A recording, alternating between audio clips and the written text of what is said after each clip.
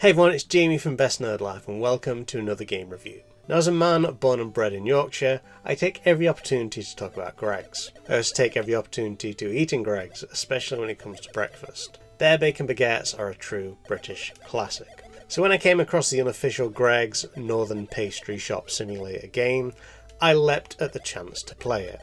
The brainchild of a developer called _Gav on Twitter. It is a game specifically developed for the TIC-80 or TIC-80, however you want to call it. This is a free and open source fantasy computer for making, playing and sharing tiny games, or at least according to the website. And at just 113 kilobyte, it's a pretty small file size. As the saying goes, good things do come in tiny packages. As a sole worker in a newly opened pixelated pastry shop, the player must both prepare food and serve customers. Food is taken out of the seemingly bottomless fridge and placed into either of the two ovens. With limited space in the inventory and storage unit next to the till, players have to carefully plan ahead. Just like in real life, the food takes a certain amount of time to cook. If a customer wants a steak bake and has to wait for it, they won't be happy at all. Talking about the individual pastries, there are 4 on offer.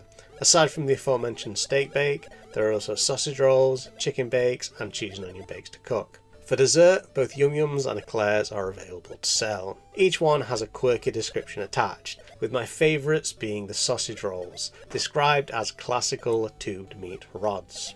These items don't seem to be able to spoil, but the ones placed in the ovens can burn. Leave them too long and they have to be thrown away. Similar to something like Overcooked, gameplay is all about balancing a frantic kitchen and demanding customers. It's much simpler, but it still has that addicting loop. There's no need to wash dishes or prepare individual ingredients, just throw stuff into the oven, cook and serve. Food can even be served straight out of the player's inventory, rather than dumping it into the storage before serving. With 3 difficulty modes, each helps up the challenge if wanted.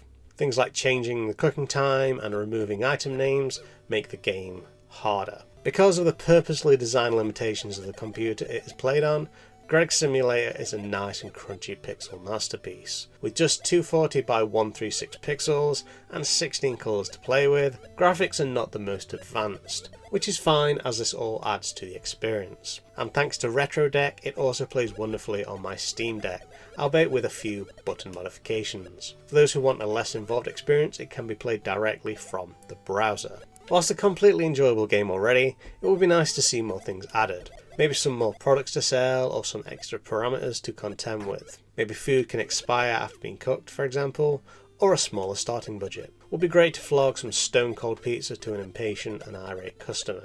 Or maybe I'm just thinking too much about this. Overall, Greggs Northern Pastry Shop Simulator is a charming little game and a fantastic example of dry British wit. It's also a great showcase of the talents needed to make a fun and functional game using limited software. It is a callback to those made and played on machines like the Commodore 64 and Sinclair Spectrum.